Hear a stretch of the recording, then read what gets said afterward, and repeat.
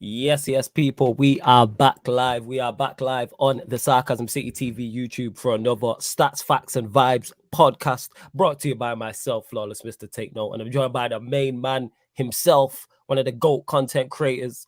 Man like Statman Baines is in the building. What are you telling me, Bainesy? I'm good. I'm good. What are you saying? Yeah, man, I'm good. It's been a minute, so it's good to be back. You know what I'm saying? It's good to see you, first and foremost. It's good to have Stats, Facts, and Vibes back as well, people. Don't worry. During the season, we will be bringing you the show back on a regular basis. I know we've been a bit, what's it called? A bit sketchy with the scheduling of the show, but that's because Bainesy, number one, busy man. Number two, big superstar. Three, he be flying out places like Barcelona. Nah, and then I got COVID. Yeah. Oh, yeah, and he got COVID as well. Mm, And that too. Are you feeling better now? yeah, still got a bit of a cold, but it's not too bad. Kind of thing. It's bearable. All right, man. That's good. That's good, man. So yeah, like I say, make sure you go subscribe to Baines' YouTube channel. I'm gonna add it to the title and subscribe to the and go follow his Twitch as well, which is also Statman Baines. But as you can see from the title, people, Q&A with Flawless and Statman Baines. So get your questions in for both of us. It doesn't have to be Manchester United related. I'm sure it will start there though as well. So while we wait for the questions to jump to come in, make sure you hit the like button on the video, whether you're watching this live or watching this back. Hit the like button. Make sure you share this across all the socials as well, and subscribe to the channel Sarcasm City TV as well. Road to 5K subscribers. Make sure you hit the notification bell as well. But Bainesy, I think I know what topic you want to start on. Manchester United, as we've not spoke in a minute. So where do you want to start with the? Obviously, I know where you're going to start. Actually, the man behind you to your right or your left. Well, I presume you're going to talk about both of them actually. Well, go on. Nah, United's under 16s are playing in a final right now. By the way, This guy, you know. so just got that up on BBC iPlayer. I forgot about it. Missed 7 minutes of the game. Cristiano Ronaldo, talk to us. Your thoughts on what's gone on, fam. Because you did surprise me with your, when we last spoke, you did surprise me with your view on it. But go on. I've said it, it's embarrassing from both parties, isn't it? Like United have been too weak in terms of putting a stance on it. Like if a player wants to leave, a player wants to leave. Don't bend over in terms of what the player wants. Like there was reports about potentially extending his contract and letting him go out alone and stuff. And I'm just like, that's a disgrace. Like you're either part of the grind here or you leave like on a full-time basis kind of thing, isn't it? Yeah. And in this situation, it's kind of like Ronaldo, in a way, has too much power, but at the same time, Ronaldo needs to humble himself as well. Like, you're not getting a move right now. Like, what do you want to do? Like, it's not like United have denied an offer. Like, United haven't done anything. Yeah, it's just like no one can pay your transfer fee plus wages. So, like, that's it, innit? Like, from now on, I said this. Like, Ronaldo just has to come back, which he is now back. I think he was in training today, and just train. Like, that's all you can do. He might be in the squad on Sunday, so play. You have no other choice now. You just have to go back in a professional way from this point onwards. And let's be honest, you do your job, you score goals, fans will just forgive you kind of thing, innit? Yeah. It's just how fans are kind of thing. Facts. And let's be honest, like Ten Hag clearly wants you. Ten Hag has a plan for you. Ten Hag has been begging you to stay. So it's not like you're unwanted at this football club kind of thing, innit? Yeah. A manager will get the best out of you. Because let's be honest, like, look at the rest of our team. We've seen people like Harry Maguire, in pre-season hasn't looked bad. People like said he was crap and stuff. You were one of our better players. And I'm not saying like he was a 10 out of 10 last season, because I've said this. Ronaldo in my eyes was a 6 out of 10. But you were still one of our better performers. So, yeah, I know I got an echo in it. I emptied this room out, by the way. Yeah, Ruined it completely. Ruined it completely. No stress, man. That's Bainesy taking down all his Cristiano Ronaldo memorabilia. But we moved Nah. This room, like, bare stuff in it. Took it all out. He's left with literally the setup and 3 cabinets now, innit? And even those like soundproof, like foams or whatever they're called. You'll get there, man. Don't worry about it. You know what I'm saying? But that's it on the Ronaldo situation. Like, there's not much we can do now. Like I said, if Ronaldo, you're that desperate to leave, terminate your contract. You're rich enough to pay it off. True. Like, if you're that desperate. If not, stay. Because you've got no other choice right now. Yeah. You know what lets me know that I'm completely right about the Cristiano Ronaldo situation is your viewpoint on it. Because like I said, I was shocked about your original viewpoint. And even now, like, you are very, like I've said this, your knowledge is 10-10. Like, your football like knowledge is great. Like, more often than not, I agree with you or see at least where you're coming from. And the Ronaldo thing is the only thing we debate heavily in that. So to the point where you're like this, that lets me know like I'm in the right camp. Actually, I want to say one more thing. You see the club, they've been an absolute disgrace. Because listen, Ronaldo publicly, from what we know, like in terms of like the reliable journalists have come out and said like he wanted to leave. Let's just say about a month ago now, innit?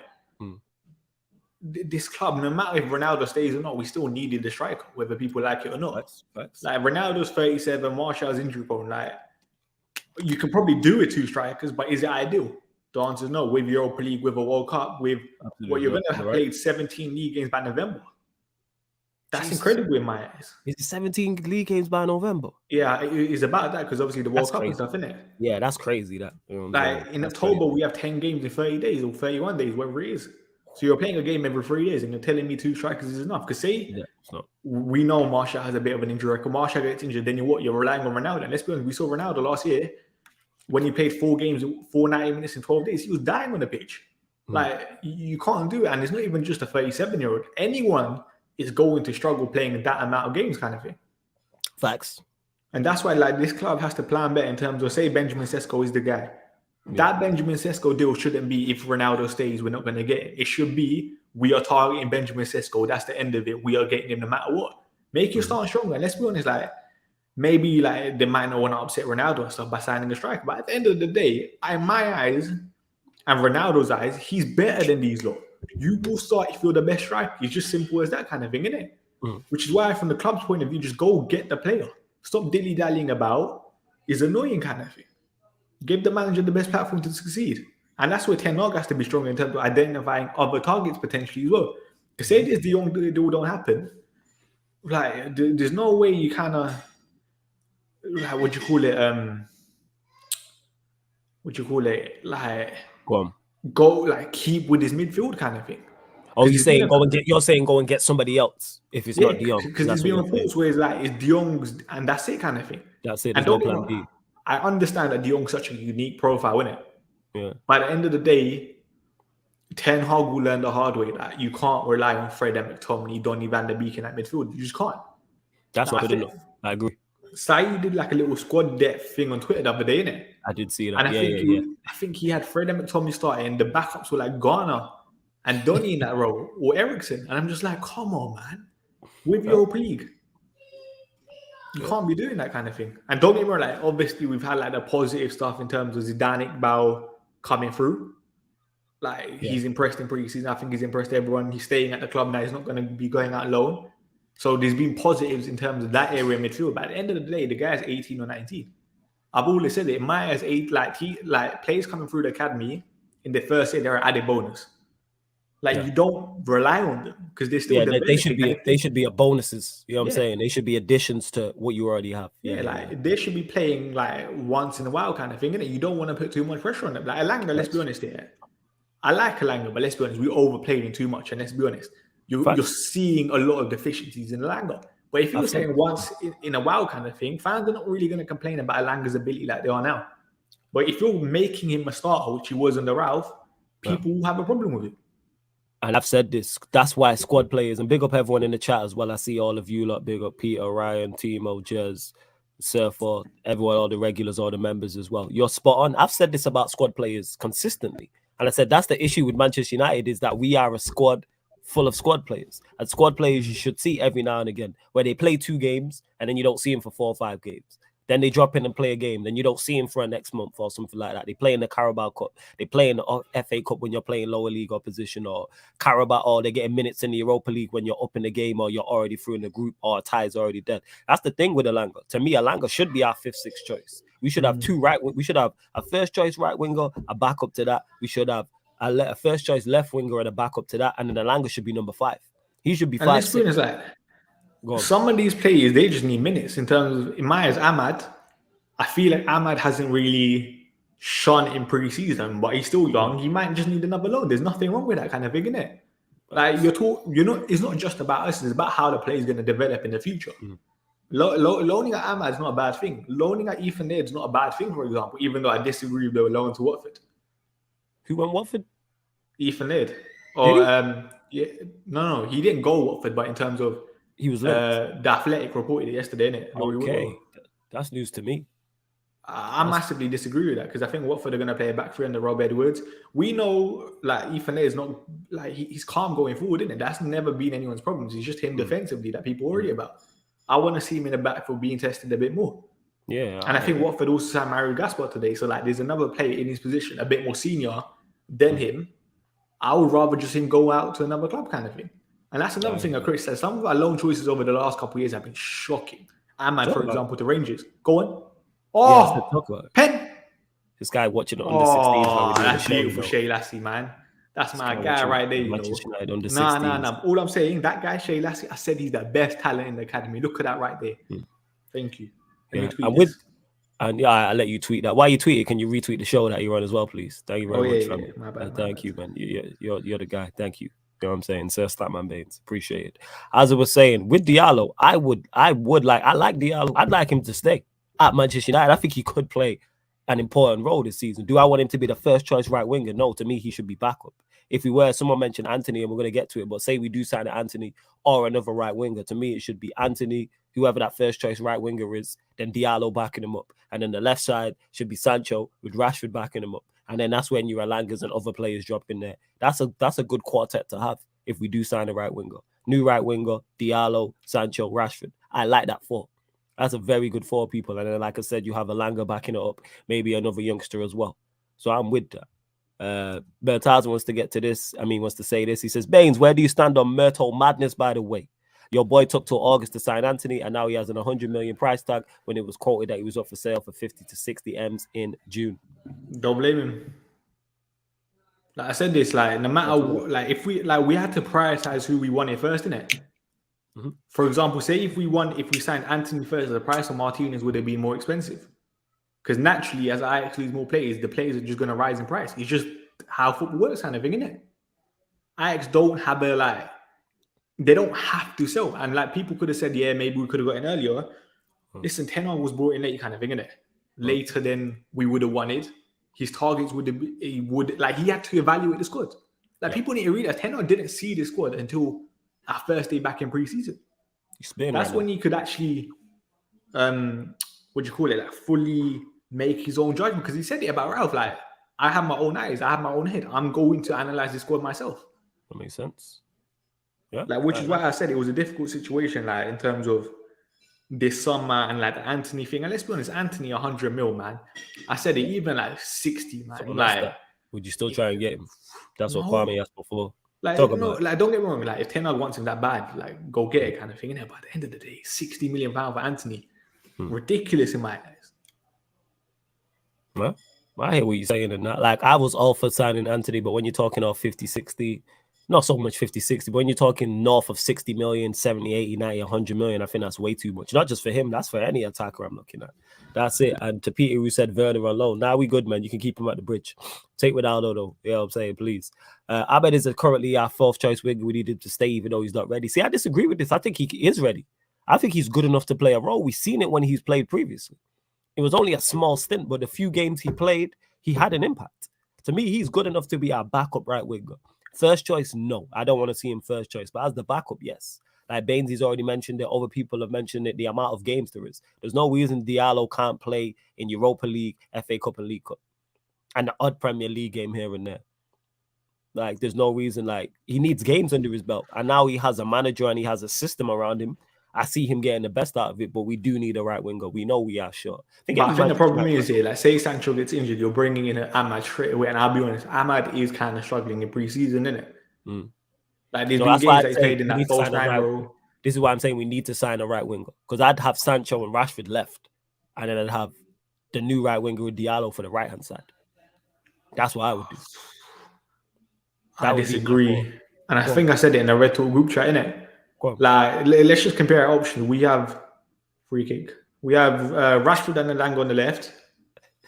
And we have Sancho and Ahmad / Palestra on the right, innit?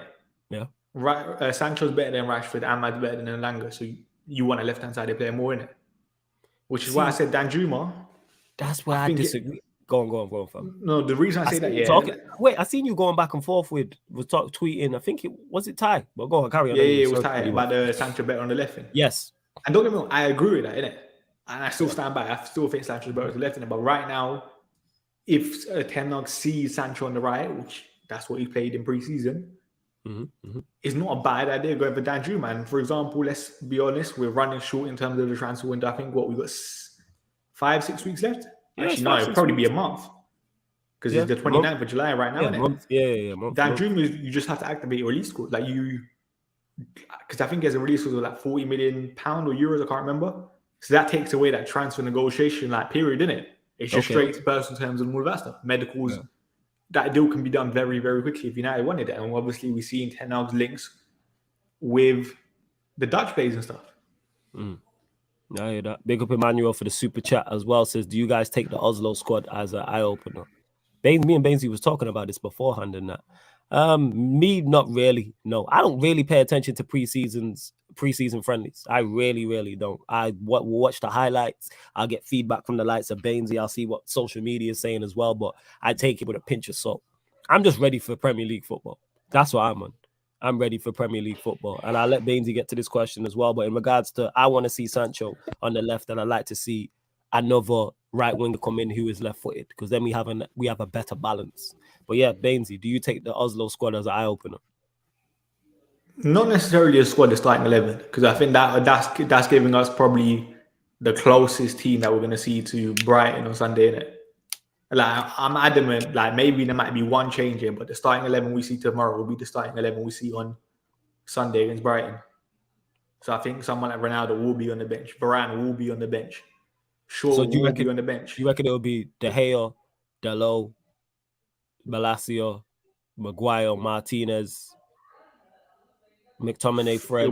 I don't know if it depends on it, because Donny van der Beek's in the squad as well. Okay, so say Donny van der Beek is in the squad, or even Christian Eriksen. Yeah. Because they obviously, we don't know how fully match fit they are, because obviously they played against Wrexham behind closed doors on, I think it was Wednesday, but obviously we didn't see how good they were in it. Apparently Eriksen did score a goal though. So I think only time will tell with that situation, innit? And I think the front three will be Sancho, Rashford, Martial, with obviously Bruno in the 10. So I think it's only really the Donny or McTominay / Eriksen position that's going to be up for grabs, isn't it? And tomorrow will give us a good indicator in my eyes. Yeah, it is. But yo, Emmanuel, big up for the super chat as well. No, I'm not with this. Forget this. Why would I be signing Ziyech? No, I'm not with this. No. Again, we've seen him at Chelsea. Yes, there is factors in there and system and all that. But no, I'm not trying to see Ziyech at Manchester United. Nah, I'm good on that. Where do you fall on this? Because people keep mentioning this and I'm against it. No, I said this. If you sign someone like him, you're desperate. You're desperate. I know, people say, he has the links with Ten Hag. Ten Hag got the best out of him, and I hate all of that. Yeah, but come on, man. He's not having it. No, but I know Ten Hag wants a left-footed winger, innit? But there's no way you go from Anthony then to Ziyech, who struggled in the Premier League. It's not even we're going off to Elise. Yeah. Someone of that mold kind of thing. We're going down to Ziyech, and I think the price of Ziyech potentially £8 million, because Chelsea just want him out that back kind of thing. Why is it 8 mil? That's what I saw yesterday. I think was it the Daily Mail. That's crazy. That's crazy. And I think he's talking about Sesko here, because he said 60 million is a lot, but all right, anything higher than that is a high. I think it was Anthony. Was he talking about Anthony? All right, but cool. Speaking of Sesko, who you mentioned as well, we're going to both. So Anthony and Sesko, what is the? I know you would like to see Manchester United sign both of them. What's the price point that you got? Enough's enough for both of them. Sesko, I said this is what people need to realize, isn't it? And I say this all the time. You're buying potential. So even though the price might be expensive now, you're buying what they can come in it. And Benjamin Sesko can become one of the best strikers in the world. So even though, I said, max probably 40 mil in it, I'll go to, or 40 million euros. And I think 40 million euros will probably get us Benjamin Sesko in it. That's what, 30 million? Oh, just a bit, probably be a bit more than that. For those that don't know, Bainsy's watching the Manchester United under 16s, by the way. Yeah, it was just a good save by the keeper there. That's what it is. So he's keeping us posted because that's what we all want to know about. There's over 40 of you lot locked in right now. Hit that like button on the video. Hit that like button on the video. Share it across all the socials. Subscribe to the channel, Sarcasm City TV. Don't forget the membership is in the pinned comment as well. But if you want to support for absolutely free, hit the subscribe button, man. Hit the subscribe button as well. Kenchi says CR7 will be on the bench for Sporting, not United, Baines. Your goal is messing us up, making us look like fools. Even though the club is foolish, don't make us look like fools. LOL. As I said, you said. I think Kenchi wasn't here. It takes two to tango. Like you don't make yourself look stupid if the other person's being stupid himself. Oh, 2-0, let's go. Come on. Yeah, you don't make yourself like you can't make someone else look stupid if the other person's clever, kind of thing, isn't it? You can only make them look stupid if they're done. And that's this case situation. Kind of like how we treat your boy Ryan. Yeah, I hear you, fam. Yeah. It's like that. Yeah. So like, yeah, hold that, Ryan. Hold that. Like United are making them like they're making them look like whatever. United are making them look stupid as well, themselves. Oh Jesus! Woo! But I want to know how you're watching the game as well. The under-16s game. BBC iPlayer. There you go. And Calvin says, talks have been held with Sporting head coach Ruben, I can't pronounce his surname, has reservations about bringing him in, given the huge change in dynamic he'd cause. As this is from Laurie Whitwell. Because that's a smart man. Like I've said before. No, you see a lot of this here, a lot of the Laurie Whitwell article, from what I've heard, it was more opinion-based, didn't it? Okay. Not actual factual-based. Like, it weren't, what do you call it, like him knowing stuff. It was more him giving his opinion. Which I think a lot of people need to realize as well, because I've read like a couple articles and stuff, and see how they report on United Report, for example, and I'm just like, that person gave his opinion, that journalist gave his opinion, not a fact. It's not actual knowledge that he gets in it. Yeah. Because I think, like, obviously the report was about the Ronaldo Messi thing, innit? He said he felt Ronaldo Messi things about Ronaldo wants to like stay ahead of like Messi in terms of Champions League goals in the Champions League. Okay, yeah. But he said like he felt it was kind of thing, innit? Yeah. And obviously, like, if you're only taking a small bit of the article, you can kind of manipulate it how you want, kind of thing, without giving the full picture. Yeah. And these big accounts have done that, not just to Ronaldo. I said this before on the Ralphie. There was a quote, because I watch press conferences sometimes. Before you go off, hey, Murtaza, none of that. We're not cracking no jokes about that situation. Nope. That's to you and everyone else in the comments. That's a no-fly zone. We crack jokes about everything here. That's a no-fly zone. That's not what we're doing in it. Go on, carry on. What was I saying? Regards to journalists and giving their opinion. Yeah, like I'm pretty sure was it like March, April time. I was watching a press conference of Ralph, and Ralph said something completely, or not different, but in terms of he said something in it, and United Report just took a snippet and missed a bit, and then included the other snippet, kind of thing, in it, just to make it seem like something it weren't, kind of thing. Right. I got you. Yeah, so, like, yeah. You have to be careful sometimes. It is, but with that, if this is the case, it makes sense. I've said this about Ronaldo before he signed, the entire time he was here, from before he stated he wanted to leave. Now he wants to leave. Like, we were the only team that wanted him. Nobody else wants him, and I've said this time and time again, and that's just what it is. Because no team trying to challenge or compete at the highest level in Europe, at the highest level in terms of their domestic league, is signing Cristiano Ronaldo, and we're seeing that he wants to leave. He's available. So, like Bainsy said, Bainsy made an absolutely fantastic point when he stated, it's not like United have rejected a bid for him. United are not stopping him from moving. It's not like a Chelsea or a Bayern Munich or a Sporting or a Napoli have made a bid and United have rejected the bid. No official bids have been made. So how are we stopping you from leaving? From what we know. But we know if a bid came in for Cristiano Ronaldo, that's coming out. Facts. That's not being held under wraps. But it depends how quickly kind of stuff happens, isn't it? Because like some people have said like United, like Chelsea might have been interested. United would have just said no straight away, innit? And I said this here. You see, interest is different. Do I believe there would have been interest in inquiries potentially? But I'm talking about official bids. You are negotiating from a position of power if you are going in for a player that is unhappy. I said this here. United need to be careful as well, because like George Mendes is his agent. He's a super agent in football. You don't want to ruin that relationship, innit? That's what like United kind of do need to tread a bit carefully, kind of thing. Because let's be honest, George Mendes has like incredible footballers, like on his client book, kind of thing, innit? Which is why I'm like, it's a sticky situation, man. But at the same time, Ronaldo should not be getting this much power. No, Like, it's clear he wants to leave, innit? Like, I think everyone can let see him that. go. Yeah. I'm just like, get him. If he wants to leave, let him leave. You lot continue to get your questions in as well. It don't have to be on the Cristiano Ronaldo situation. Of course, you can ask questions on that Manchester United, but it can be other teams in the Premier League. It might be a Chelsea, it may be a Liverpool, it may be a Arsenal. Wherever you want to ask people, get your questions in. Get your questions in. Everyone's just beefing in the chat. Just talking about Martinez was overpriced. Sure, just you know what I'm saying. Martinez. What did he say? He said something along the lines of Martinez was overpriced. Bear in mind, we was playing clubs and he didn't pull up, you know what I'm saying? And this guy was in the chat. It's like, where's our wing back? I don't think that's a horrible statement to make, though. I don't think Martinez was. How much was Martinez? Was he not like 40 M's?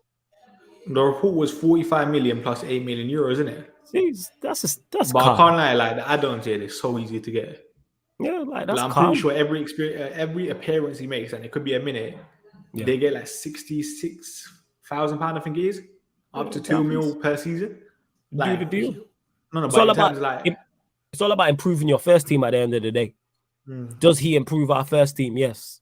Does Eriksen improve our first team? Yes. Does Malacia improve our first team? Yes.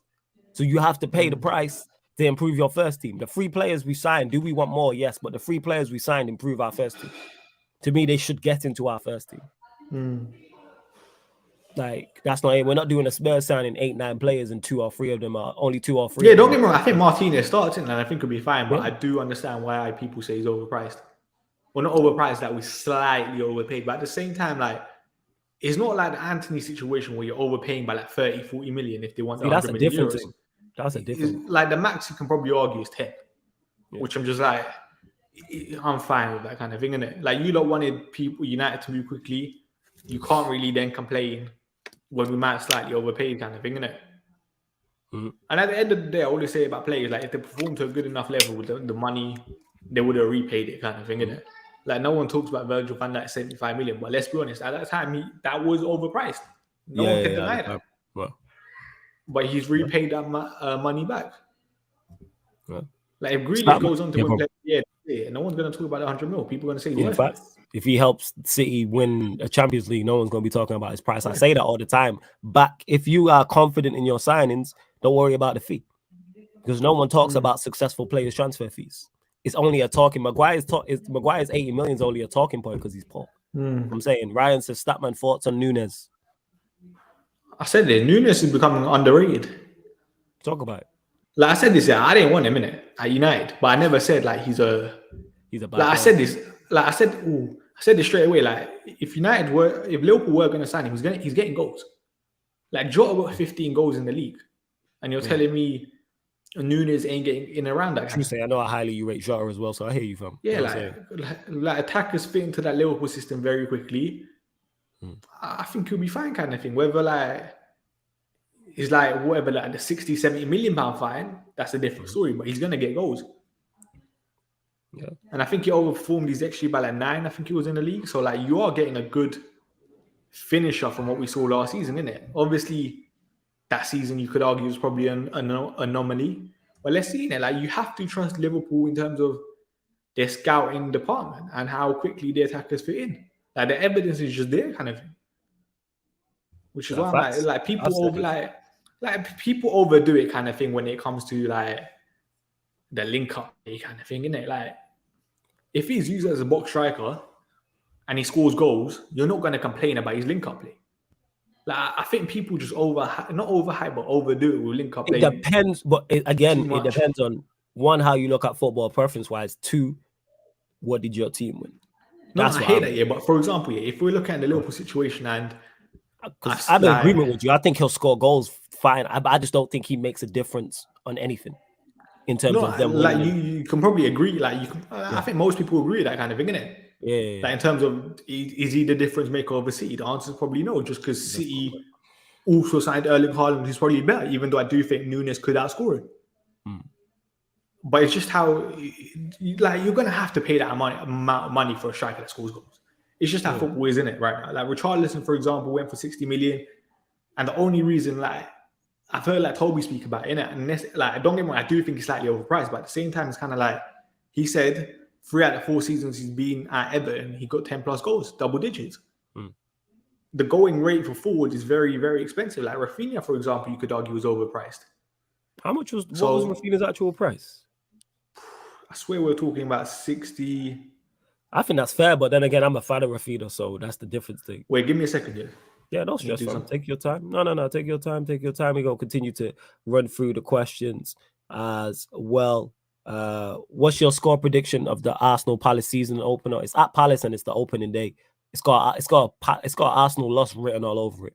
They did that on purpose. They 110% did that on purpose. The same way last season, the opening game was Brentford versus Arsenal, and Arsenal lost. That's what they did. They did that for them. And opening act, man. That's for everyone to laugh at Arsenal on the opening day. 110%. I'm so pissed I'm at a show and I can't do a watch along for it. But that's what's going to happen. Calvin says, do you think the CR7 thing will be resolved before the first game, or will it drag on until deadline day? I think it drags on until deadline day. I don't think Ronaldo changes his stance and decides to stay at Manchester and like, I want to stay now. So I think it drags on until he can't leave. BAINS mentioned it. He can buy himself out of his contract, number one. Number two, he could hand in a transfer request if he really wanted to. Number three, he could just go on strike and refuse to turn up. All three of those things are viable options. Obviously, the third one is much more unprofessional, but you can do those things. If you really, really want to leave, you could do that. But I see it definitely, as long as he's here, dragging on until the final day of the season. This is from Calvin. Do you think the CR7 thing will be resolved before the first game, or will it drag on until deadline day? Deadline day. Yeah. Like, no one's strong enough to take a stance. You're clearly letting Ronaldo dictate the situation. It's up to him, isn't it? It's up to him. And this is why I give your guy stick. Look at his nonsense. This guy, man, always playing victim. Flawless and BAINS, do you both still expect us to be in a proper title race next season? Yes. Or you're still the second best team in the league? Yes. How would they not? Because your brother's an idiot. That's why. Like I said, this is like, you can think City are going to win it, but thinking Liverpool are not going to be there or thereabouts is ridiculous. Yeah. Thinking it. Like, it's nonsense. And to everyone as well, I got something else to get off my chest as well. All the people who talk about all United's business weeks ago, and look at how City moved with Calvin Phillips and Cucurella. Things ain't always as you seem. People were telling me in the chat, see how we need to do business like City. Imagine we did that. Imagine we did with Cucurella what City had done. Our fan base would be up in arms. Absolutely up in arms. My point is, transfers ain't as easy and as simple as you've seen, and that's only from City to Brighton. And it's not like the player don't want to leave and they can't, and the fee is an issue like that. It's not like City can't afford it, let's say. Well, go on. And the thing is that this is where City benefit over a lot of clubs in terms of City are the best team in the world, or one of the best teams in the world. Cucurella's handed in a transfer request now. Well, according to Sky Sports today. Players want to join City, but who wants to join United kind of thing, realistically? Exactly. Like, City's an easy sell, especially to a player in the Premier League. It's an easy sell. Like someone that's been in the Barcelona academy, working with Pep Guardiola. Come on. It's an easy sell. But people will tell you it's all, and people were telling me, oh, look how City did Cucurella and Calvin Phillips. Still not signed him. Like I said, and that's someone, and they're Calvin Phillips is done, by the way, though. No, I know Calvin Phillips is, but he was grouped into it when I was having a discussion. This was weeks ago. People saying, look at how City do business. And I'm like, everything's not all as it seems. Deals can stall or take time and things can go wrong. And that's Manchester City that are much better set up than we are. They have better people in place. They have better people in charge. They have a settled system in terms of on the pitch and off the pitch as well. And they're a better project. They're a miles better project. Absolutely. What's your score? I answered this while you was gone. What's your score prediction for the Palace versus Arsenal season opener? I'll be honest, man. I haven't seen much of Palace in pre-season, other than obviously the game they played against us, innit? Yeah. And that was obviously a week in Palace. So I don't know how the pre-season is necessarily gone, but Arsenal, from what I've seen, had been very, very good in it. So I do expect Arsenal to win. Probably 2-1. But it wouldn't surprise me if obviously Arsenal losing it, because you just don't know. And big up One Danzo as well for becoming a member, man. Appreciate it, man. If you want to join the membership, link is in the pinned comment. It's also underneath in the description. Many great perks, including on Sarcasm City Sports Q&A. So not this Q&A, the Sarcasm City Sports Q&A. Your comments take priority like a super chat. You also get first come, first serve on the fan calling shows as well. You're also able to get on the Q&A as well, plus more. Many great perks on the memberships, people in it. So yeah, make sure you join the membership if you want to support further. And yeah, you're right. You know what I'm saying? Peter says, Brighton are right to hold out for big money. Absolutely. I was just more so making a point of people talking about like City have no issues whatsoever in terms of signing players. And I'm like, and why United don't move like them. Things can happen. Let's be honest, like Brighton, listen, you saw Zinchenko. Like you're gonna need a left back now. Brighton, no, see, not gonna say they're desperate, but they're gonna need another player in. So why Yeah, not yeah, hold yeah. out for bigger money? Facts. Hold out for big piece. 100%. Thoughts on Alvarez? I can't lie. I think City fans are overhyping him so much. They act like they watched him week in, week out in South America. I can't lie. I've not really seen City fans overhyping him. But that's just me, innit? I don't really I see haven't City. even heard a City fan talk on him. Yeah, I've not. So yeah. I saw Big Steve talk about it yesterday on the Big Six about, and he just said, "Yeah, he looks good so far." And that was it. I'm saying.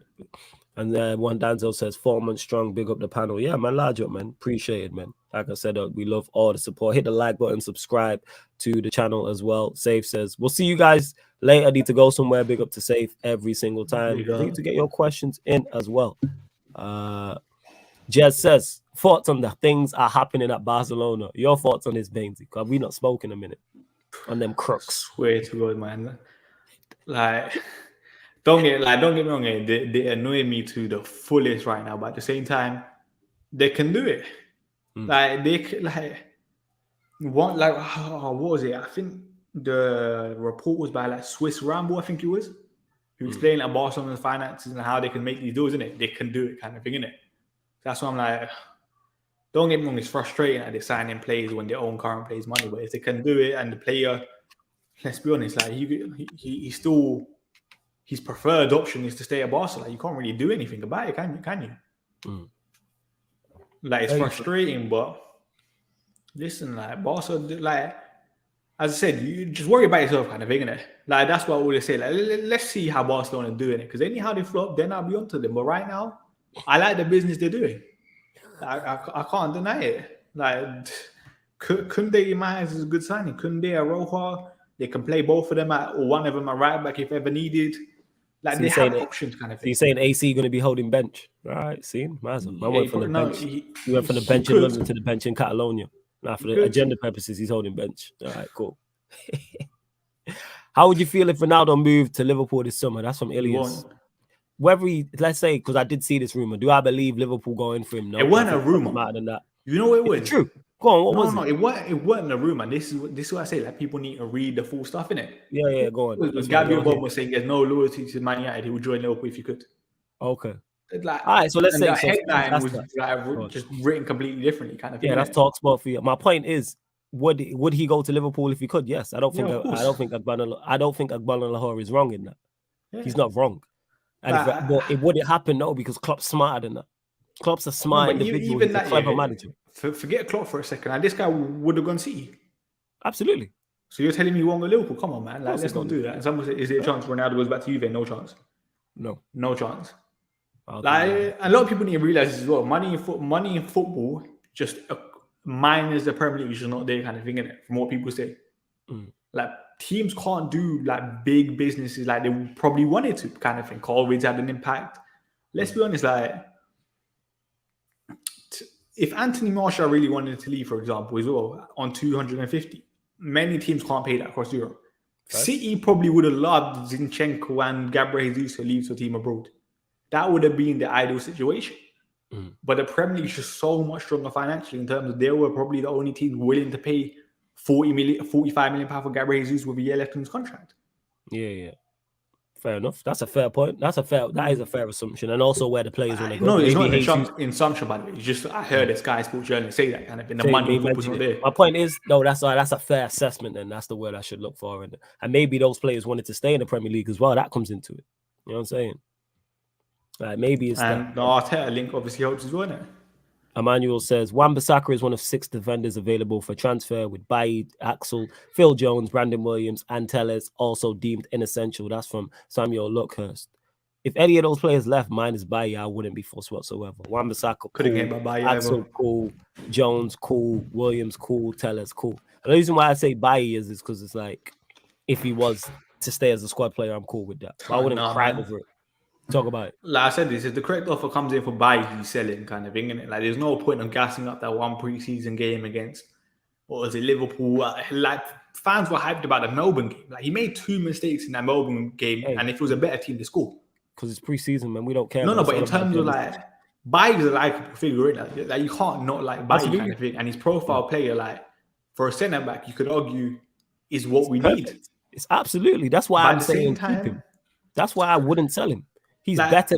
He's again, it depends on how Ten Hag wants to use him. But with all the games, we mentioned it already on this very show, all the games that are coming up, if he can stay fit, he can be a very useful piece. Very, very useful player. but that's where it's been with Eric Bailly, if he can stay fit. Last season, he was fit in his defense. He wasn't. I hear that, but then you can flip it up where you know how Bailly plays. The more he plays, the more he's likely to get. And injured. That's where it is. That's why. But I don't think the onus is on. When I look at the 5 players in front of him that have been mentioned here, they gotta go first. No, don't get me wrong. I agree that these lot have to go first before a minute. But I've always said this: if the correct offer comes in with Bailly, I'm not crying over it. I'm willing to sell him, kind of thing. I said this: if anyhow we get 15 million pounds for Bailly, an offer, he's gone. Because then it would leave us with Martinez, Maguire, Lindelof, and Phil Jones and Axel for now. For now, I don't like that 6. You know what I'm saying? That's more so what it is. I don't like that 6. Like, I'll be honest, I don't like that 6. I hate first 4 kind of thing, innit? I do. Maguire. I don't mind Lindelof as a squad player. I'm saying Maguire is the one I put that pin. No, but for example, say your centre back punches Varane and Martinez. Maguire's backup that no one's really gonna cry over and kind of thing. I just don't want. Do you know what it is? I just don't want Lindelof or Maguire as number 3. That's my issue. I hear that, but if Bailly was 3 and then one of those was 4 and the other was 5, cool. I don't want us to be one injury away from Lindelof or Maguire starting for us. No, I hear that, but then this is good. By the way, I think Maguire will be the starter. By the way, but yeah, I agree with you on that. So it's Ten Hag's decision, by the way. Like, we have faith in Ten Hag. Ten Hag hasn't shown us anything where I'm doubting him, kind of thing, as of right now. So I'm like,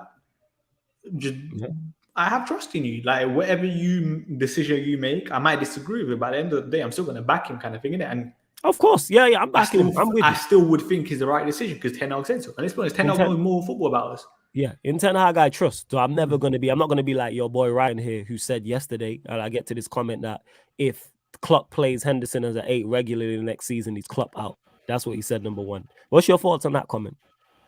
I think he's better deeper in the 6. Yeah, but I wouldn't call him completely useless. Not completely useless. What I just said, Ryan said. Ryan said he would be Klopp out if he plays Henderson as an 8 regular. Say again? Yeah, so how? Okay. Like I said this here, like Klopp's in a weird situation here where in terms of talk about it. Say he finishes second, you're not really going to be Klopp out. Like, it's not like he's expected to win the league kind of thing. Like, let's be honest, it's Liverpool winning. You can probably argue they might have overperformed what people would have expected. And let's be honest here, see the last couple of years when they've lost the league, it's not like they're losing it by 5, 10, 15, 20 points, is it? It's literally just like one game results. Losing in heartbreaking fashion is brilliant. Yeah, like, don't get me wrong, it's beautiful to see, but it's harsh to fully blame it on Klopp kind of thing. Right. And he also said to this, so that's where it stemmed from, because then his defense was, because somebody stated that Henderson's there to cover Trent, and he was saying how much Trent has improved at defending. And what I said was, I didn't say Trent was bad at defending. I just said I don't think he's good. I said I think he's decent. But Ryan's convinced he's good. I don't think Trent's a good defender. I think he's improved massively, kind of thing. You know he's improved. You know that season where Liverpool had injuries? Yeah, I don't think he's good, though. Just because he's improved, I don't think he's good. I think he's decent. But I said this, like, there's not many fullbacks I look at and say, yeah, you're calm defensively, kind of thing. Exactly. Yeah, and it's fine because to pay back for it, you're getting elite offensive output for a right back. Facts. So you can't really complain, kind of thing. Yeah. I'm with you on that. Taza says multiple sources have confirmed De Jong's preference is to stay at Barcelona, but United are emboldened by his working relationship with manager Ten Hag, and that's from Samuel Luckhurst again.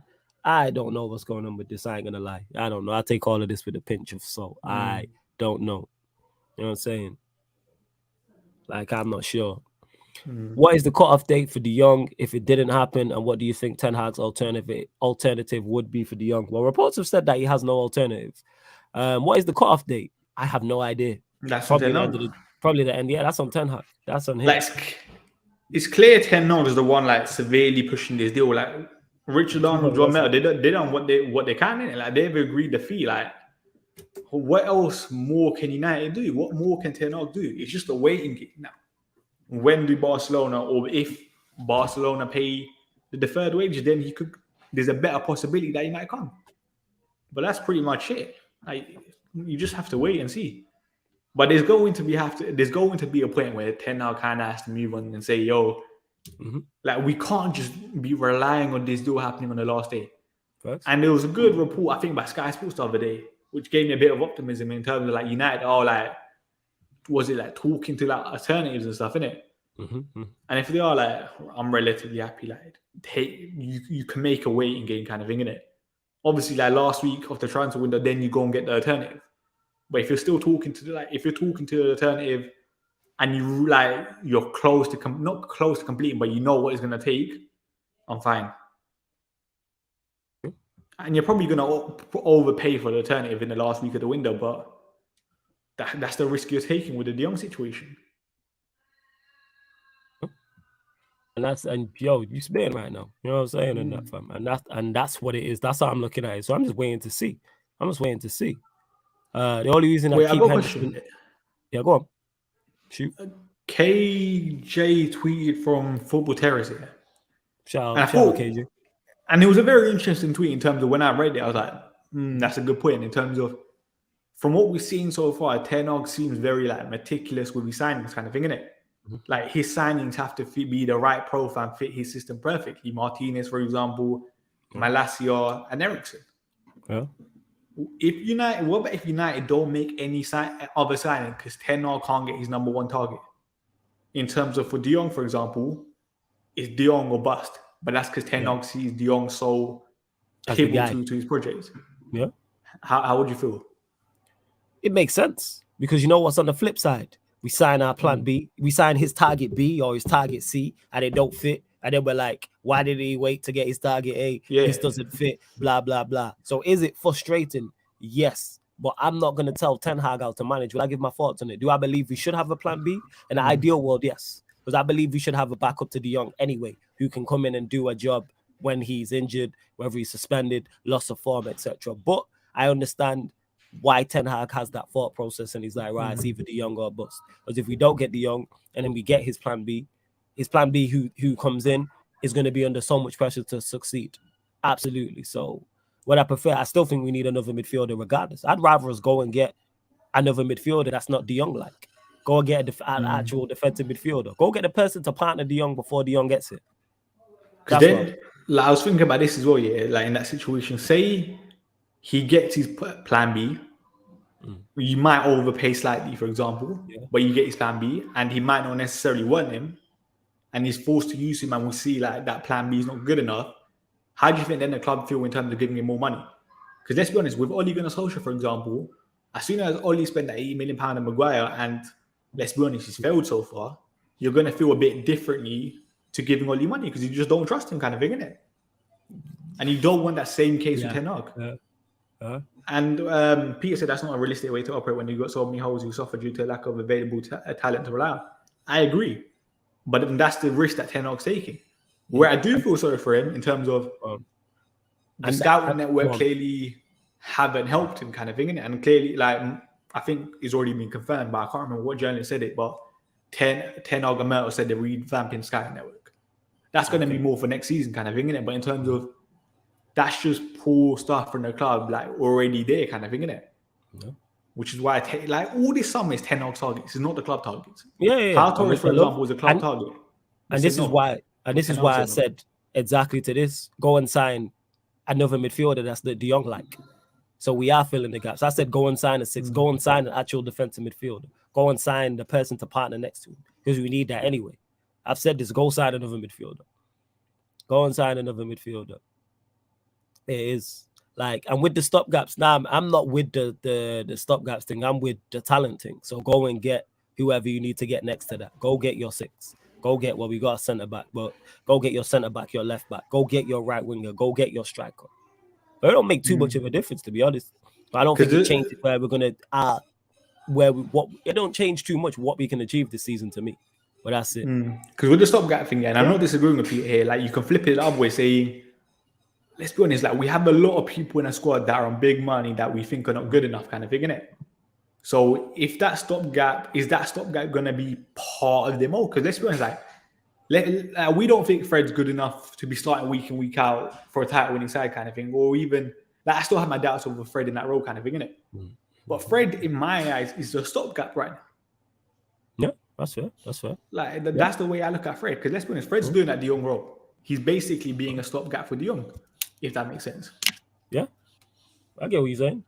And Ryan says here, things I've never asked Trent to be a world-class defender. I've just asked him to be competent, and he is. Competent means decent, you idiot.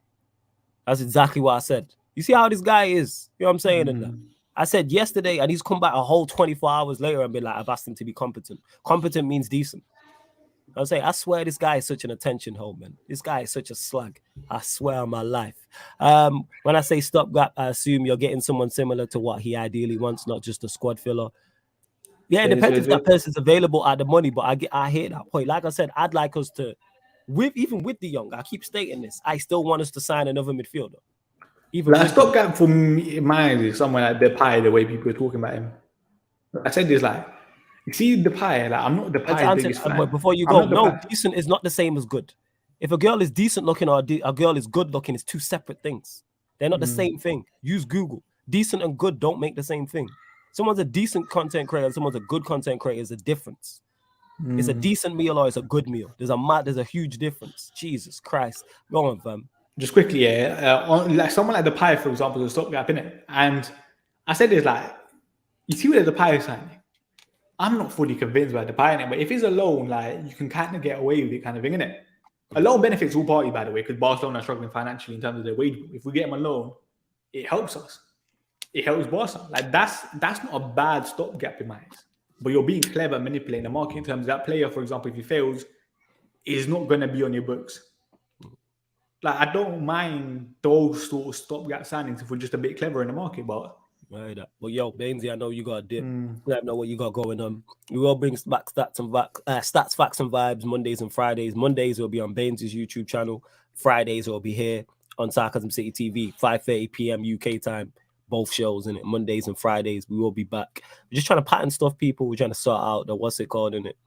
Trying to sort out the thumbnail, plus more and stuff like that in it. So yeah, man, Bainsy, let them know what you got going on, etc. Where they can find you. Nothing much. Just got a stream with Saeed now. Then might go live tomorrow after the Atletico game. I have to see.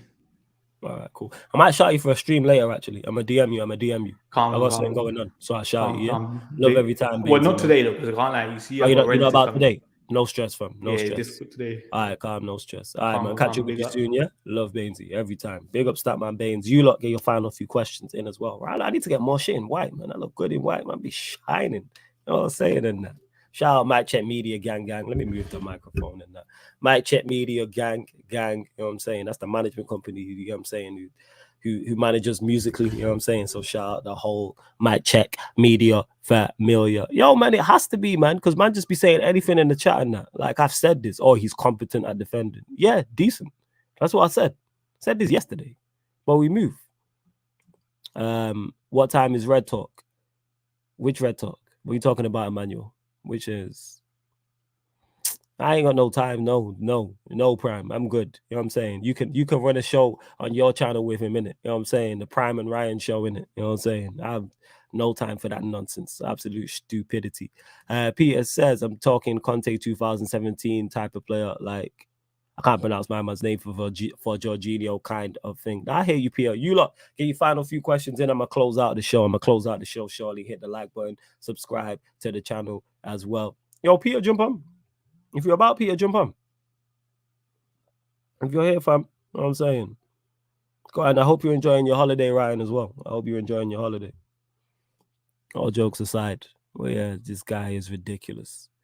Final few questions, people. We'll go for the next 10 minutes or so. Don't forget, we got pro clubs later on tonight as well on the Twitch. I need to reach out to all the mandem to use about Road to Division 2, actually. And actually, speaking of pro clubs, there's just under 60 of you lot. Who plays? You know what I'm saying? And that who plays pro clubs? Can you play in the middle of a back three? You know what I'm saying? And see that, man. We have better squad depth than Manchester United, Chelsea, City, Liverpool, all rolled into one. Welcome, my West Coast brother, one of the best content creators out here. You know what I'm saying? Peter is in the building. Yes, Peter, you telling me, fam, you good? I'm good, man. I'm good. I'm chilling. Yeah, man. Calm, man. You want to talk about in regards to your fan base being in complete meltdown? I know it's funny to you. I know what you're like. Koulibaly just got the 26 as well. So, you know. Don't get why everyone is crying. Like, I guess we have a friendly today. I didn't even know that until they just dropped the lineup an hour, like, right now. So I guess we play in an hour. Mazza. So, our team is pretty much the same team we had last season, except Sterling and Koulibaly are playing for Rudiger and Lukaku. It's pretty much the same team. And we have a bunch of like random academy kids on the bench. So that's good. But it's just funny to me. Like everybody's crying. Like R11, we have Mendy, Azpilicueta, Thiago Silva, Koulibaly, James, Kante, Jorginho, Marcus Alonso, Mason Mount, Kai Havertz, and Raheem Sterling. So there's no Chilwell, there's no Kovacic. Azpilicueta's here for now. That's going to get replaced with the center back. I don't think our team is like as shit as like I don't see sixth place in our team. I don't see it. As much as I'd love it to happen, neither do I. I I'd love don't to see get it it. from a United fan perspective, but again, people, I just got to be honest. When I look at United, I look at Arsenal and I look at Spurs. For like Chelsea to finish outside the top 4, 2 of those 3 have to finish above them. And I That's don't, what even I'm with their saying. bad attack, I don't see it. I don't, I as was gonna bad say, as your like, attack. who's it gonna be? Like, let me know which 2 of these teams you think it is. Like, I don't know. Like, I get it. It sucks that we get curved for all these players, but like, I don't see like I don't rate the other teams. Like, we just went through. I saw your squad. I'm gonna be honest. I don't see unless your manager is Jesus, unless he's white Jesus. I don't see it. Like you guys are like 2 injuries away from being fucked. We are, and the thing is, we've been there. So it's like what I'm relying on. Do I believe the manager's Jesus? No, but why I'm optimistic is I believe the manager will get the most out of this. And my expectations ain't top 4.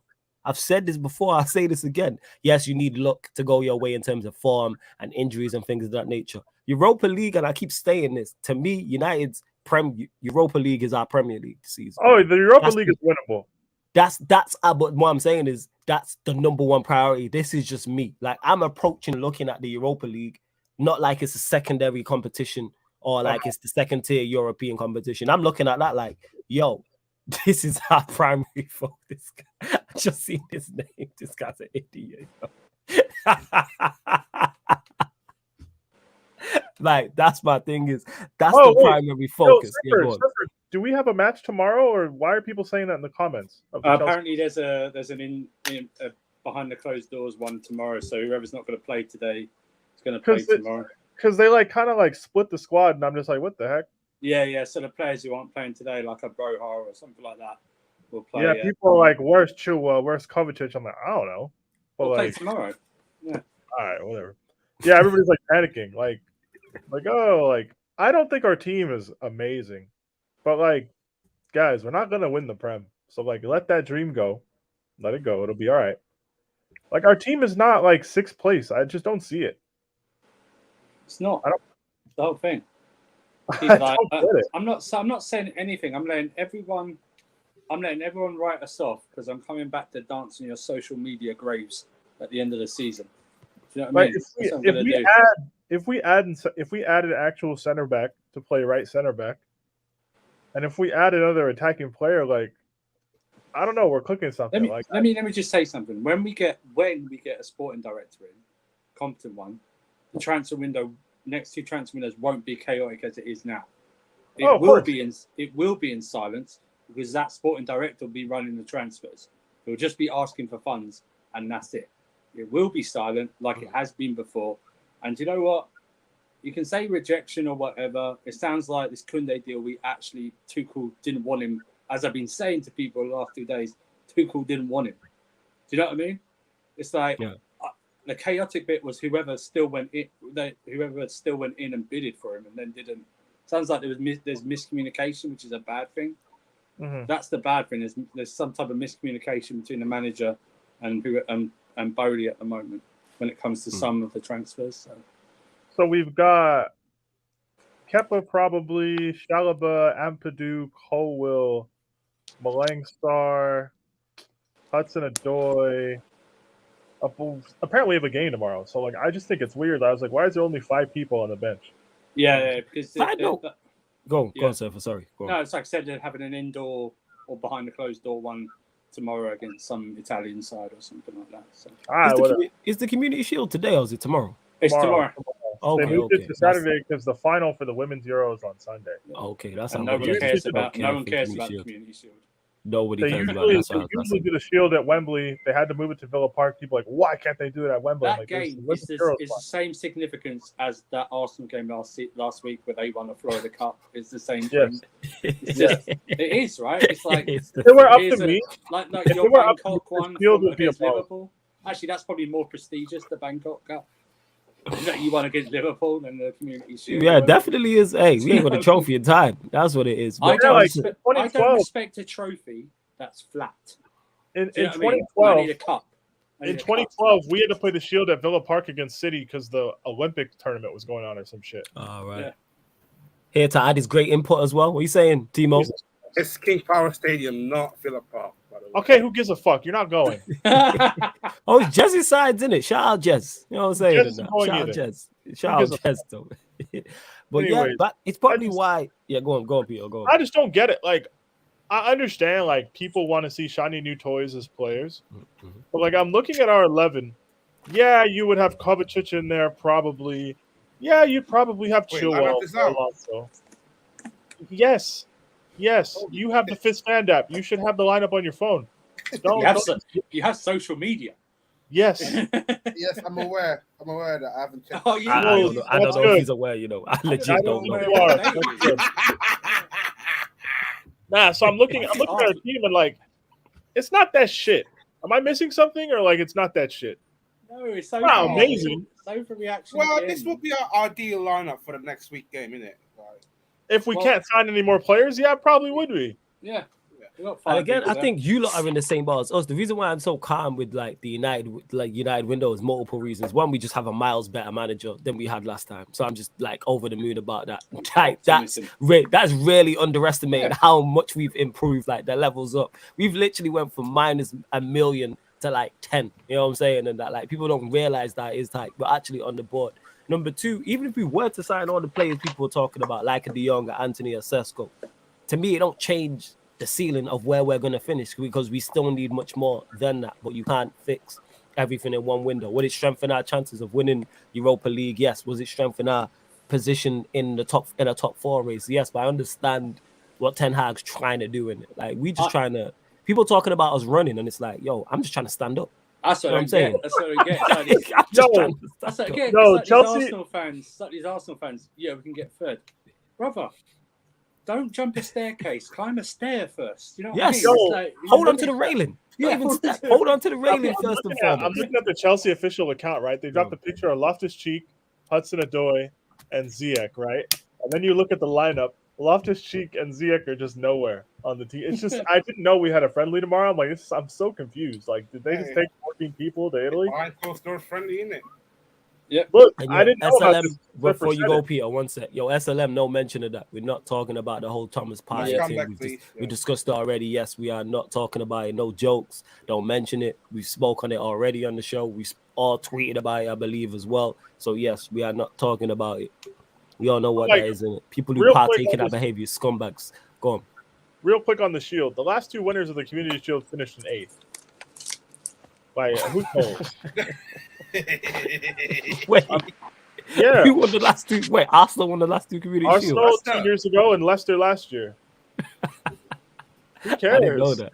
Come I on, didn't know that. Liverpool. Arsenal Come beat on, Liverpool. Arsenal beat Liverpool, and they're like, "Oh, Arteta broke Klopp." They finished in 6th, or they finished in 8th. No Europe. Leicester beat City. Oh, what a great story for Leicester. They were in like 16th halfway through the year. Like, who cares? Nobody cares. Guys, the Shield is not an indication of how your season is going to go. No. Trust me. We lose that shit pretty much every time. United during our dominant years, we like Fergie, we lost it. Who cares? Nobody at the end of the season is like, yo, at least we won the Community Shield this year. Yeah, I guarantee you that Community Shield is not helping Leicester City feel better right now. We beat Man United in 2000 when we signed Hasselbank and Vialli was in charge, and we were like, yeah, we're really gonna do it. 2 months later, we sacked. You know, when Ranieri's in charge, so it's like, dude, do not base anything off the Community Shield. I've seen people get pasted. I've seen Man United lose plenty of charity shields and then win the league by about 10, 12 points. Yeah, because we won the league that year. You know what I'm saying? Yeah, And that was the That's double. what I mean, Yeah, but we won. you've We lost won. the Charity Shield and you've gone on and just Yeah. won. Didn't you? I think you lost. Wait, you lost to Arsenal 3-0 in '98 and won the treble that season. See what I mean? It doesn't matter. It's not that deep. Like, I understand we're bored and we need football, and like people are gonna have sweeping generalizations about Liverpool and City's players tomorrow. We're gonna be playing at about 80% fitness because the season doesn't kick off for another week, right? I get that. I refuse to lose my mind over any July fixture in any sport. I refuse. That's not an important month for sports. It just isn't.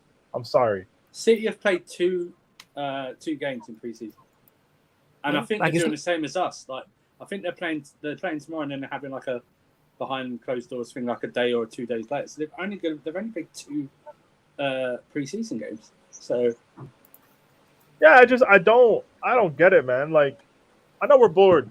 I know we want to slander someone. I understand. I get it, but like, guys, wait. I tell you what, I can never have a World Cup in December again. I don't care what anyone says. I can't. Oh, it's the worst idea. I can't do a preseason. Like, I can't do a preseason. Preseason. Do you know what I mean? Preseason. I can't even remember last year's. It wasn't like this last year. I swear it wasn't. Like, no one overgassed preseason. It was just all about the transfer window. And no one cared. We signed one player and signed Saul on loan, and no one cried. But then again, we were champions of Europe, so no one cared. Yeah, exactly. Again, it's the no football thing. I've said this because there's no football. People just also, yeah, we had the Euros too. Like, yes, that's true, and the Copa America. And Copa America. People had stuff to keep them occupied in it. You know what it's like, man? Look, it's like occupying kids, man. You gotta give them a shiny toy. I have a message for FIFA. Next time you want to have a World Cup in a country run on slave labor, at least do that shit in the summer. No, you're not slandering Qatar, man. Oh, yes, I am. Yes, I am. You're not slandering Islamic countries. I don't live there. What are they going to do? Fly over here to Ventura, California and kill me? No. Next time we want to have something built on infringing on human rights and just killing people, at least do it in Millwall. Don't disrupt the whole shit to have that shit. Millwall, man. They're cunts. I don't like them. They're cunts. Jesus. Jesus. Saying fuck Millwall? Yeah, I said if you want to infringe on human rights, then just do it in Millwall. That's all you man. But not like, let's be real. Like, do we need to have December World Cups, people? Let this be the first and the last one. If your country's too hot to have a Summer World Cup, guess what? You're out of the running. Do you guys know when the FA Cup final is next year? What date? It's in June 3rd, right? First week of June. Is it the first week of June? Yeah. First week of June. And wait, so the season ends and then they having an FA Cup final? I think they're spreading more out because they're going to put more international dates next year. Shit. All right, because they missed out. They're going to miss out because they usually have they usually have 3 before December. They usually have 1 in September, October, November. But because they're going to have the World Cup in November, they're going to miss out there. And then they're going to put more international dates next year. Plus, you're going to have the semi-finals. There's going to be quarterfinals, semi-finals of the League Cup. Surfer. The UCL final is like June 9th or whatever. So wait, the champions. So wait, the FA Cup final is the first week, and then in West weekend in June, and then the Champions League final is the second week, brother. You'll be playing from August 6th to June 10th. Yeah. Well, that's 10 months, my brothers. That's 10 months. Hey, one thing I'm gonna enjoy is the content creating side of it. There's gonna be a lot of football. As much as you guys listening, you don't care about the World Cup being in mid-season now. Trust me, when your club's best player pops his Achilles playing in match day 2 of the group stage of that World Cup, you're gonna hate it. You're gonna hate it so much. By next April, they'll be going, "Oh, these guys are so lazy, dude. They've been playing for like 8 months straight." Yep. I'll be honest. Yeah, go on, Peter. Go on. We lost Loftus-Cheek to a friendly to combat anti-Semitism. He popped his Achilles playing the New England Revolution 4 days before the Europa League final. We had to play Leicester, draw 0-0 in a completely pointless match because we'd already clinched Champions League. Flew to America, played on some dodgy pitch. Loftus-Cheek's Achilles exploded, all to raise like $3 million to combat anti-Semitism. Surely we could have just donated that and skipped the fixture. Yeah, put Mataz's thing up. There's 10 games in October. That is wild. And from after the international break in September, there's literally if you're all the competitions, you're on the big sides, you're literally playing every 3 to 4 days. Like the first lockdown when we came back, we're playing every 3 to 4 days. That's what we're playing, and you got EPL, UCL, and as far as you get in the League Cup fixtures. Oh, and right when October ends, you think it's over? Carabao Cup, baby. We're back. In November. Yeah. Hey, that's one of my club's best chances of winning a trophy. I'm all in. You know what I'm saying? You guys think there's no Carabao Cup? Cap. February 26th, there's a final. And to all you Chelsea fans who think Jorginho's been sold this summer, MF is getting a month off in November to December. Jorginho's going to be the only fresh He's player. not leaving this season. Thanks. He's not leaving this season. Yeah, if he goes on a free fine next year, but he's not leaving this season because he will be crucial again. You fools. As I said to you. People don't understand. People don't understand the carnage we're gonna see. There's gonna be complete chaos, and I don't think we're ready for it. Well, that's why I keep saying. You haven't seen a lot of transfers. It's because the managers are going to need big squads. They need to assess all of these guys who they can count on in an emergency or in a League Cup or something like that. People are like, oh, why don't we just sell all the deadwood? I'm like, guys, it sounds fucked up, but we might need Balangsar. You're going to need him at some point to play that Carabao Cup game. He's not going anywhere. He's playing the League Cup. It sounds horrible because he's terrible, but somebody's got to play these Carabao Cup and FA Cup and random Champions League fixtures. Ruben Loftus-Cheek's not moving. You know what the crazy part is? I promise you, Phil Jones makes 10 appearances this year. I was going to say that. It'd be crazy if he doesn't make any appearances during this He makes at least 10. I promise you. He makes at least 10. I swear to you. There's no way Ten Hag wants to take his actual center backs to Moldova and Liechtenstein. He's taking Phil Jones and some academy kid. Yeah. I swear to you. Yeah, Wan-Bissaka and Luke. Why are there any stories of Wan-Bissaka and Luke Shaw leaving? Facts. He's not letting him go. You know the fucked up thing? We at least have UCL where it's reputable. You guys had to play Europa League. No one cares about Europa League.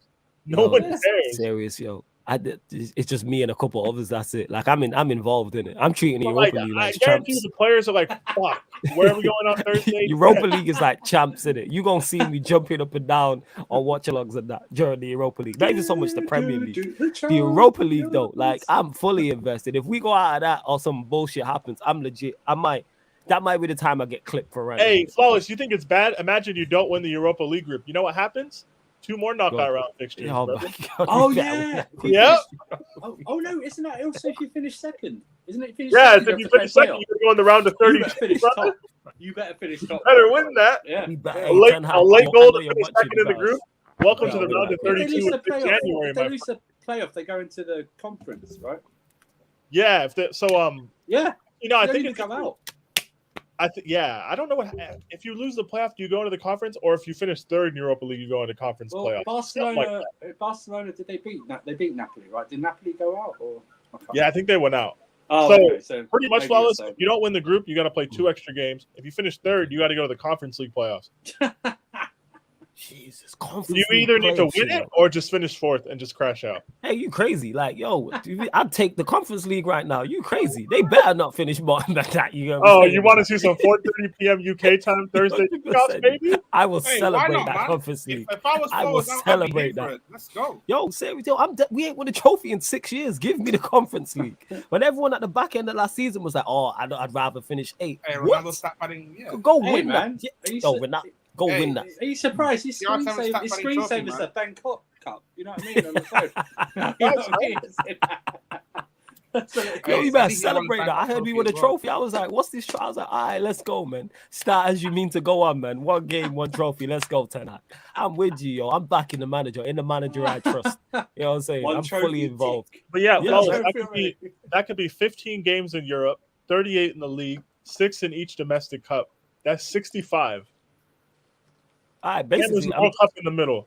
Basically, people, I'm gonna be pretty much sleeping in this chair. You know what I'm saying? And that with the amount of content that's going on. We played 63 last year. Low key, good thing we fell against Real Madrid. That would have been 2 extra games that we already didn't have the bodies for. And we're gonna play 67 in that last season. In October, there's that pesky NBA season. No, 66 last season. Yeah, October NBA. Played 63. NBA in October as well, people, which we will be covering. Don't worry, people. We're providing you this content. This content is here. Yeah. You know what's fucked up? You know what's fucked up? Lakers go to overtime on a Wednesday night. Flawless got to get up early on that Thursday to do Europa League, man.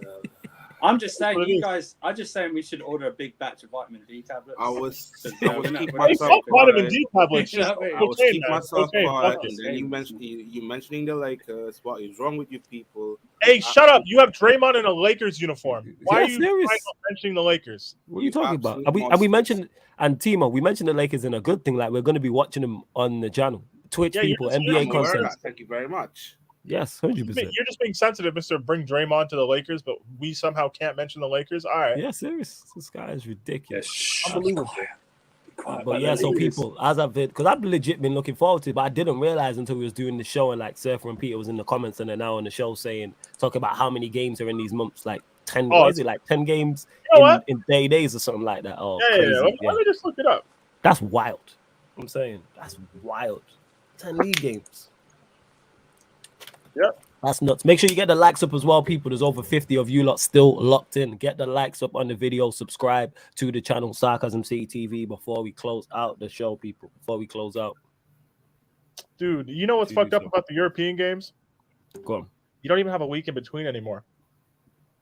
Yeah, I seen that because I was doing the schedule for September when United start, and I was like, yo, Yeah. it's literally Europa League game, Premier League, Europa League, Premier, like, and I think that's the month of, I think it's September and October. I think It's in all of that them. happens. It's in all of That's them crazy. because we have you know what the international breaks are for, guys? The Nations League. Nations League semifinals. Here we go. Yeah, I'm taking a break there, people. I'm taking a Nah, break. man. I'm taking a break. Yo. Actually, I got wait. family to England, go England could get relegated, so we gotta watch. It's this guy in it.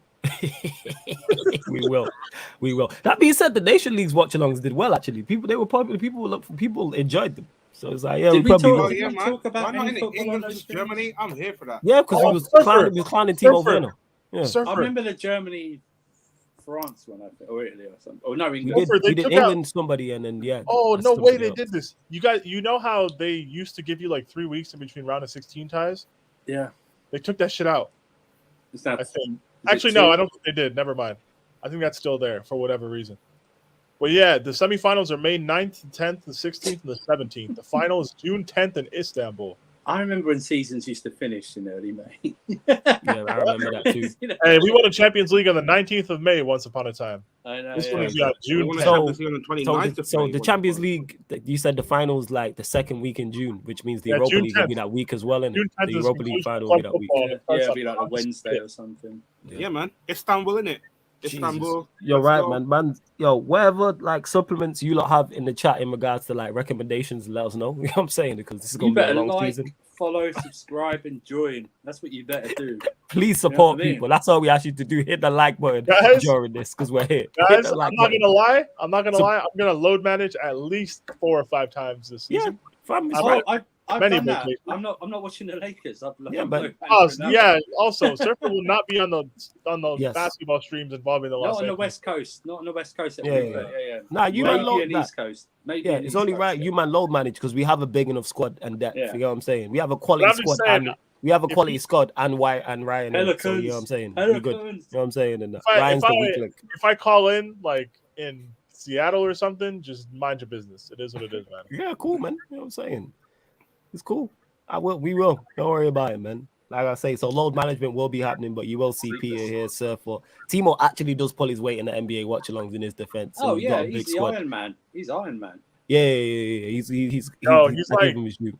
He's like Mohamed Salah in NBA watch-alongs, but then like Timo Werner and everything else. Man. Yes, 100%. So yeah, I am looking forward to it though. I can't lie in it. All this sporting content. I am looking forward to it, and Oh, it's gonna hopefully be so the channel chaotic. should grow. Oh yeah. And chaos thrives here. You know what I'm saying? From Premier League, Champions League, Europa League, NBA. Just those 4 alone. Never mind FA Cup and League Cup. Like I was legit doing the tabs, and I got all the new thumbnails created and that for all the shows. And even when I was hitting my guy up for him, and I was like, yo, there's so much watching. I think for the Lakers clips, or I don't know what it's called. You know, you should have Timo's face just crying. You know that crying thing you can do. Yeah. You should have that. It's like Timo. The streams are there. We just need to grab like a screenshot of him like raging during the Lakers game. Oh yeah, we still got stop shooting, man. Stop Fucking shooting, hell. man. Or you should have him when he's off camera, but the camera's still on. This guy you hear walked away pans in that. banging. You hear pans banging in the background. Rock band. Seriously. Oh, Is it necessary to bring that up?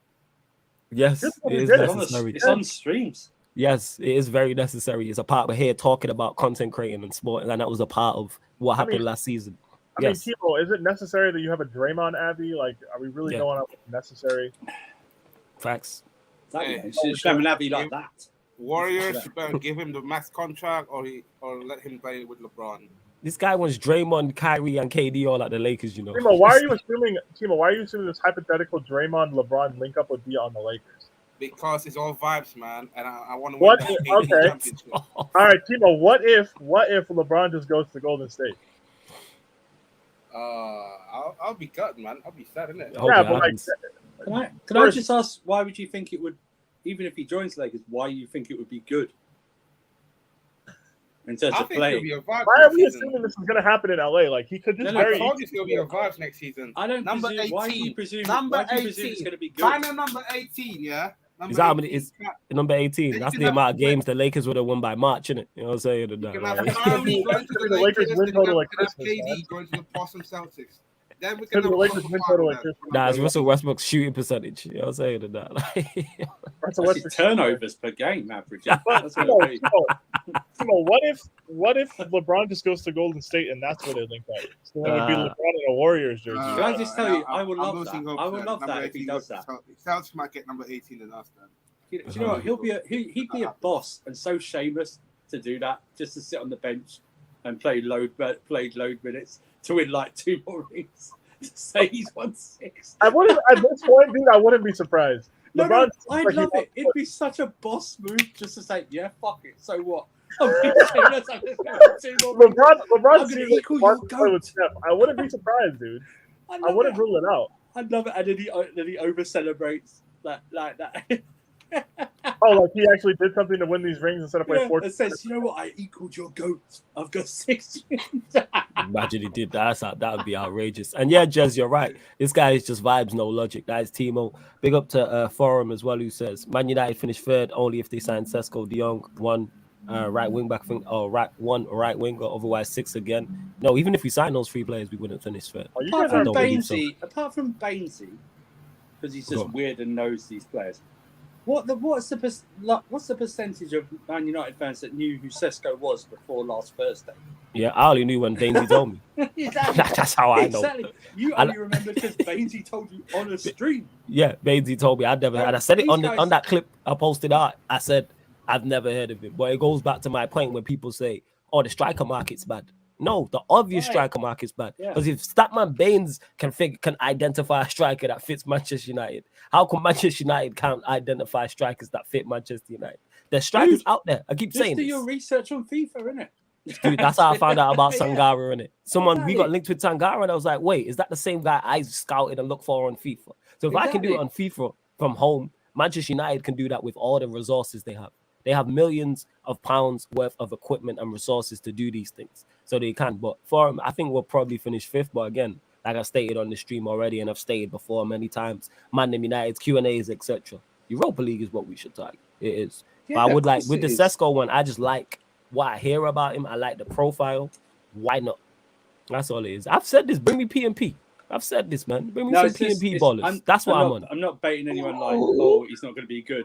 It's just funny if people like, like they'll put him in the mix. If we sign Sesko, well, like Sesko, like you knew, you knew about him a week ago or something. Suddenly, he's played well against Liverpool.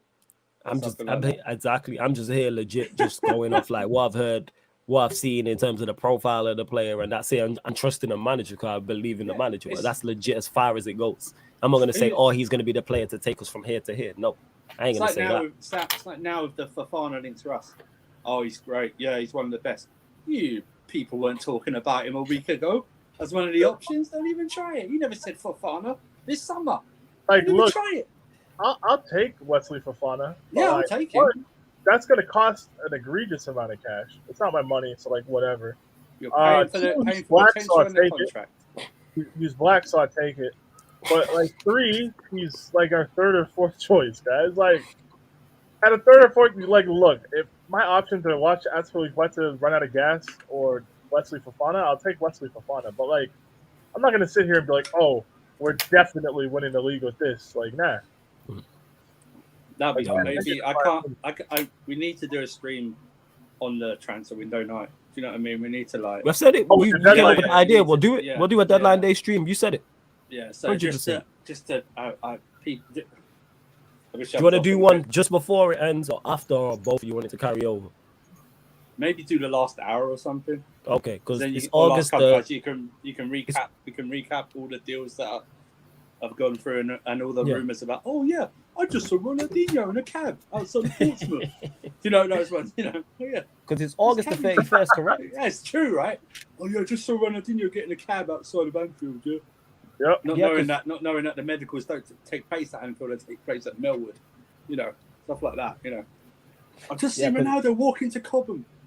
Meanwhile, half an hour later, he's pictured at Manchester United's training ground still. Stuff like that.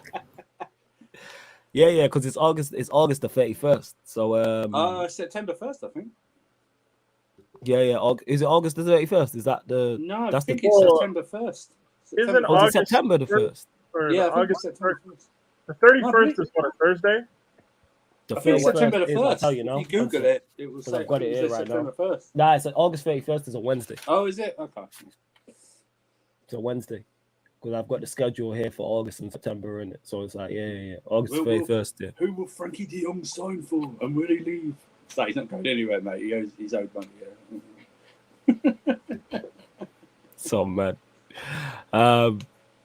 But yeah, and here this guy, man, always attention seeking. So we'll get to this before we close out. Peter and Surfer, do you expect us to be in a proper title race next season as well? Ryan, for those that don't know, is the attention seeking. Does he expect us to be in a proper title race next season? Yeah. When he's saying us, he's talking about Liverpool. So this is Ryan's the attention seeking horror of Sarcasm City people. I guess, man. Yeah. Good Lord. Yeah. He is. I'm lying. That's why you laughed. You know what I'm saying? And that. This guy's a whore, man. This guy always on his knees, man. Get up off the floor, man. Jesus Christ. You shocked Peter, man. You shocked Peter. That's a goal. That's a goal. You shocked Peter, man. I guess. Like, Jesus Christ. Ryan, you know I'm right, though. Ryan was this exact same guy who was flexing being in a title race in April, though. He's like, at least we're in a title race. Like, yeah, but you're going to lose it. So who cares? He's like, yeah, but you're not even in one. I'm like, okay. And then I was like, Ryan, how did that title race feel? He's like, oh, it doesn't feel good. I'm like, so if you want to be involved, if you want to be the bridesmaids, like, cool, yeah, you'll be so about that. Let me flip it back onto Ryan and go, will you put yourself in a title race if Jordan Henderson starts your first game against Fulham? Because then you'll be cop out. So then you don't want to be in a title race next season. Hey, man, pop out. Let's go. Good job, Ryan. Cop out, man. Cop out. Pop out. How dare you play Jordan Henderson instead of injury-riddled Matt Keita? How dare him? How dare he play as captain instead of some random African guy? He's an idea. Why do you think he plays? Why do you think he can't get a specific He wants a specific midfielder that covers the right back when he bombs forward. You haven't got that or identified that. You guys just need the attention seeking. Like yesterday when I said Trent's a decent defensively, and he's like he's good, and then today he turns around and goes, I don't need Trent to be world class. I need him to be competent. Yeah, competent and decent means the same thing. You know what I'm saying? Do you know when he wasn't? Do you know when he wasn't decent and competent, flawless? Yeah, at the back stick in the Champions League. That's what it is. This is what it is. Hey, fuck your Bayless, man. All right. All right, we closing out the show anyway, people. See you guys later, man. We're closing out the show. Love to everyone that's locked in. Pro Clubs will be back later. I'm going to put it in the group chat, probably 10:30 p.m. That'll be live on the Twitch, people. Live on the Twitch. Love to everyone that's locked in. Special collab coming as well. You'll see that shortly, people. You'll see me post it, so just keep an eye out on that. Special collab. I'm going to keep you... But yeah, probably in about an hour. So yeah, there'll be a collab. Sarcasm City, another channel. So yeah, we're going to do it. How am I attention seeking? That's what all the hosts say. You know what I'm saying? And I love to have it. Like, get off your knees, man, and close your mouth. Fuck's sake. I'm saying, man. I'm tired of this guy always attention seeking, man. I was saying it in the shameless group chat, man. Get up off the floor, man. Are your knees not hurting, man? Stand up. Fuck's sake. This guy always, you get what I'm saying? On his knees, mouth open, head back, man. You know what I'm saying? And that. I even gonna pause that because this guy's such an attention seeker. You have to say you were literally 2 games away from a quadruple. Look at where my club is with Manchester United. Look where Arsenal fans are at. Look at where certain Chelsea fans are at. You're Liverpool. Yes, City kick your ass all the time. But City beat everybody. It's just so what it is. And you just won a champs in the Premier League in the past, 3-4 years or something like that. they've won a champs and a prem and 2 domestic cups last season. So you've won everything in a 4 or 5 year span. However, man. All right, we're gonna close out. Timo, I don't know why I'm saying this. We'll go to you. Anything you want to add, fam, before we cut? No, just subscribe, guys, and also subscribe to Sarcasm City, and also Surface rebranded channel called Casually FC. I think he's gonna put the link in the chat. So make sure to help the guy out. Oh yeah, shit. I'll add I'll add that to the title as well. Surfer, anything you want to add, fam? Yeah, I'll put the link in the chat. Go subscribe, people. Yeah, we do a show on Sunday. We'll probably just react to certain things. But yeah, or like, join, subscribe, follow, like Flawless said. Pro Clubs later. Yeah, man, 100%. Casually Division 2. Yeah, Casually FC is in the title. Statman Baines' channel is in the title as well. So go subscribe to both of them, people. Go subscribe to both of them. Go follow the Sarcasm CTV Twitch because you don't want to miss out. We've got separate content on both people. It's not the same content here on the YouTube as you get on the Twitch. Peter, my brother, anything you want to add? Nah, man, it's been cool. Hope everybody enjoys the weekend. Keep tapping into the content. Go subscribe over on Casually FC. Some of the faces you see here, you will see over there. I will be late every single time, but I'll be there when I can, you know? But yeah, it's been cool. We'll see you guys with whatever we have next. I don't even know what that is. But I'll tell you in a sec. We'll probably run clubs. We're going to try to. Everybody enjoy your weekend. Club football, I guess, is back. Oh, shit. Chelsea play at the same time Burnley do. What do I do? I just realized. Oh, man. All right, company, you're gonna have to hold that skip, man. I gotta watch the boys. But no, it's been fun. Timo, thank you for your contributions on the stream. You're welcome. I'm not sure what they are, but thank you for showing up and trying your best. It's been good, man. It's been good. Everybody, just, keep tapping in. Follow us over on the Twitch if you haven't already. If any of you guys refuse to use Twitch, you're just missing out on premium content. And subscribe. There was like 50 odd watching, only 35 likes. Stop being stingy, people. You really want the family to grow. Tap a like, share it, tell a friend to tell a friend.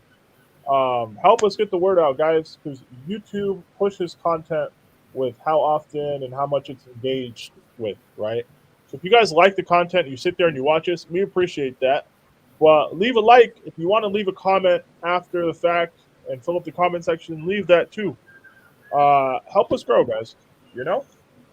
Yes. Road to 5K or whatever is next. I don't even know. Yep. Road to 5, man. Everything Peter, Surfer, I've just said there. Love to everyone that has locked in. Just continues to support, man.